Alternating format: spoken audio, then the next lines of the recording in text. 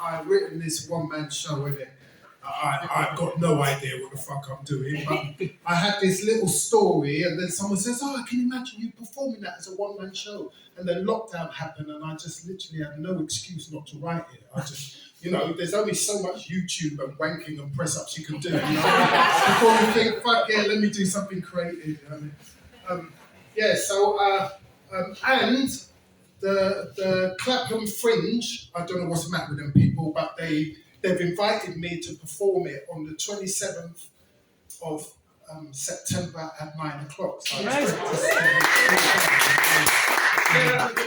all right, but I haven't learned it yet, you know what I mean? So I'm using this space to sort of test my memory. So if it all goes wrong, I'm just going to slip out, you know what I mean? Okay, so this is kind of partway through. So basically, there's two guys, they're sharing a prison cell, you know what I mean? They're doing Bird in the UK back in the 80s, serving long-term prison sentence.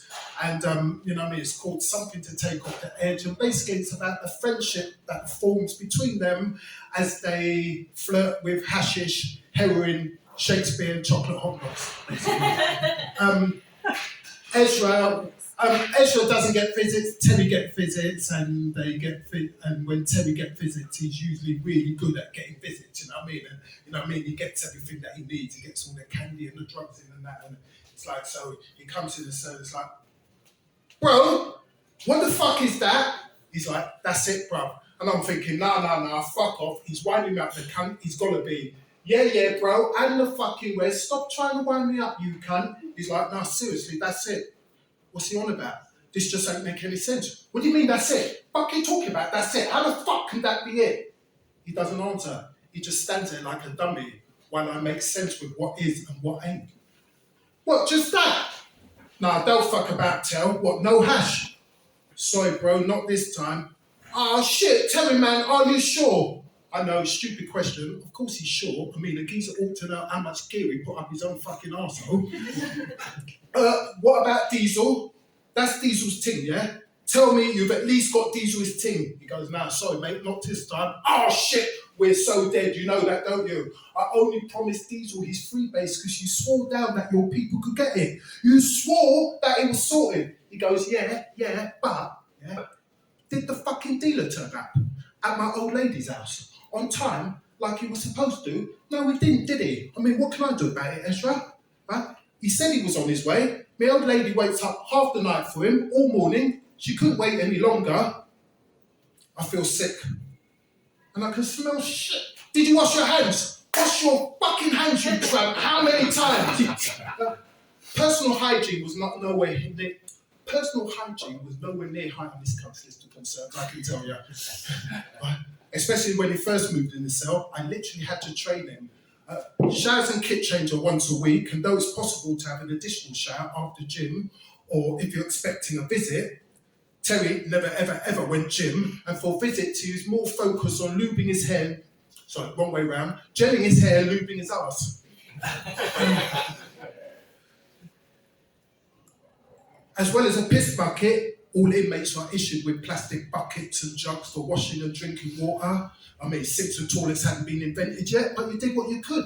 I'd have a daily strip wash in the cell. Terry couldn't see the point. I mean, he looked clean, but he'd get up for a piss and I'd be assailed by the smell of the smegma coming off him. Oh. Every now and then he'd rub a bit of deodorant on various parts of his body and his clothing. You know when you have to explain to a fully grown man that this does not actually fucking constitute washing? Nasty habits. I mean, he'd take a dump in the bucket.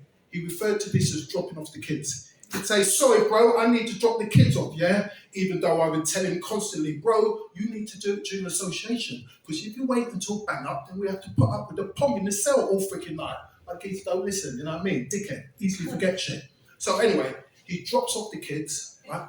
Barely wipes his ass, pulls up his tracky bottoms and flops back on the bed. I'm just about to say, and then, well, he jumps up. He was always jumping up. It's like sharing a cell with a bouncing ball.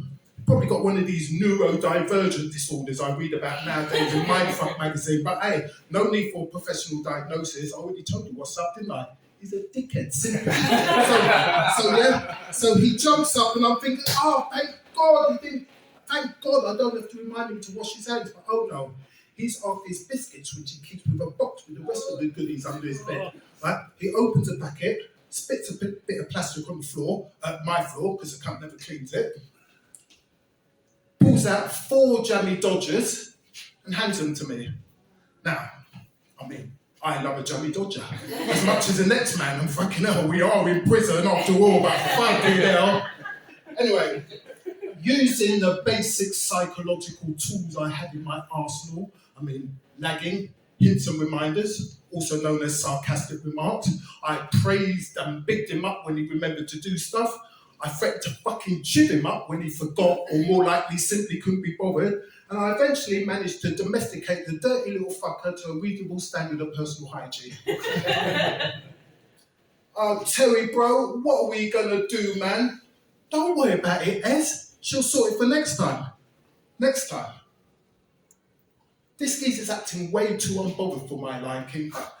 Nah, he'll never hold out on me. He's just too thick to realise the seriousness of the situation. Diesel. Diesel is the D-wing Don, you get me? The D-wing kingpin, run things, him carry the swing, you know what I mean? Built like the proverbial brick shithouse, I'm talking hench. And he was tall, like, I don't know, 10 feet fucking tall, and he had this aura of imminent violence about him. Your buttocks would shrivel if he just looked at you, Vex. He looked exactly like how someone would look if they could tear you apart with their bare hands, which he literally could. You know what, man, me kill already, pussy hole. He called everyone a pussy hole. The word punch you in the face as he said it is that, hey, where's my things, pussy hole? He loved more than the occasional freebase. He was fucking loud. Everybody was scared of him. Nobody fucked with him. Bowling into the gym, demanding his dinner. That's what he called Olympic bar loaded up with weights. Because the weights were called plates. Get it? Plate, food, dinner, get it? Pussy hole, where my blood clot dinner becoming hungry. And his bench press was fucking insane. He could easily bench more than what the average bod could deadlift. So we'd load some weights, and he wouldn't even wait for us to pass in the bar. None of this is my bar business. He would just jerk it out the stand and bang out 10 reps like it was nothing. Then he'd get up and he'd kiss his teeth. He'd be like, he could keep that sound going for a good 30 seconds. It's a lips, you see, they could hold enough spitball. He's like, I want that. You're not in me send me blood clot, hungry, and you'll give me this little snack. You better put some hot syrup on my plate, pussy hole. And this is to the screw he's talking. The general, it doesn't matter who you are. As far as Diesel was concerned, if he was vexed with you, you is a blood clot pussy hole. In fact, even if he wasn't vexed with you, you're still a blood clot pussy hole, so you might as well accept it. The screw nods, so we load some more weight on the bar, you know what I mean? Add a couple of 50 Ks on each end. Fucker's going for his personal best, isn't he? And the geezer we called the backbone would get him all psyched up for the lift. The backbone looked like one of these cold-blooded Russian axe murderers. He was Diesel's main henchman, and so get him all gassed up for the lift. He go, easy weight. This is easy weight for you, Diesel, huh? Your sheet is more than this weight, okay? The Diesel, the backbone was Diesel's main henchman. His main duties included drug dealing, debt collecting, punishment. Canteen was, Friday was Canteens Day. This is the day when inmates could get their spends on. Black Eye Friday, we called it, because the backbone would go around headbutting inmates who were in debt to Diesel. Just as a friendly reminder, he'd go, hey, I do only this, bang, because I like you, okay? You owe 2 ounces of tobacco. Please don't forget, huh? Like last week. Anyway, so Diesel's all psyched up now, right? He bounces over to the bench, he slams his back down on the bench, he grips the bar above his face. He can't lift this by himself. 2 spotters in each end, backbone in the middle. He takes the weight, he takes a deep breath, and he lowers the bar to his chest. He presses. Halfway up, the bar stops moving. Don't touch it! Diesel presses like a Trojan, but the bar is not fucking moving. So the backbone makes a small fanning gesture under the bar, which somehow allows Diesel to complete the rep, which he does with a roar. The whole fucking gym roar. He gets up, he's straight on backbone. Me say nothing blood clot touch it. Diesel, hey, don't touch my friend. Hey, don't touch. That was all you, my friend, on my life.